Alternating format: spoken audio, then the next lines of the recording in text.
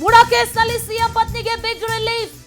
ಇಡಿ ನೀಡಿದಂತಹ ಸಮನ್ಸ್ ರದ್ದು ಮಾಡಿದೆ ಈಗ ಹೈಕೋರ್ಟ್. ಬಿಗ್ಗೆಸ್ಟ್ ರಿಲೀಫ್ ಇದು. ಈಗಾಗಲೇ ಲೋಕ ತನಿಖೆಯಲ್ಲಿ ಕ್ಲೀನ್ ಚಿಟ್ ಸಿಕ್ಕಿದೆ. ಸಿದ್ದರಾಮಯ್ಯ ಪತ್ನಿ ಪಾರ್ವತಿಗೆ ಇದು ಬಿಗ್ ರಿಲೀಫ್.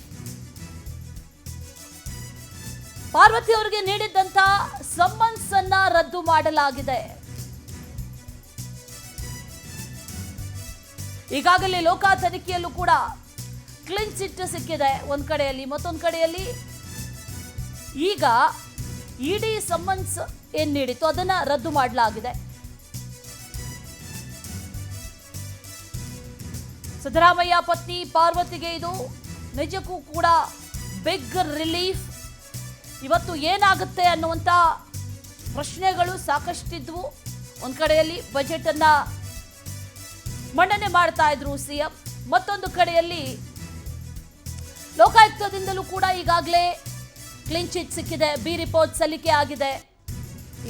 ಇದೀಗ ಈ ಇಡಿ ತನಿಖೆಯಿಂದಲೂ ಕೂಡ ಸಿಎಂ ಪತ್ನಿ ನಿರಾಳ, ಯಾವುದೇ ಭಯ ಇಲ್ಲ.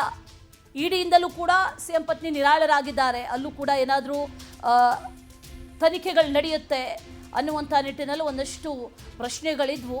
ಆದರೆ ಆ ರೀತಿ ಏನೂ ಇಲ್ಲ. ಲೋಕ ತನಿಖೆಯಲ್ಲಿ ಈಗಾಗಲೇ ಬಿ ರಿಪೋರ್ಟ್ ಸಲ್ಲಿಕೆ ಆಗಿರೋದ್ರಿಂದ ಕ್ಲೀನ್ ಚಿಟ್ ಸಿಕ್ಕಿದೆ. ಈಗ ಇಡಿಯಿಂದಲೂ ಕೂಡ ಸಿಎಂ ಪತ್ನಿ ನಿರಾಳರಾಗಿದ್ದಾರೆ.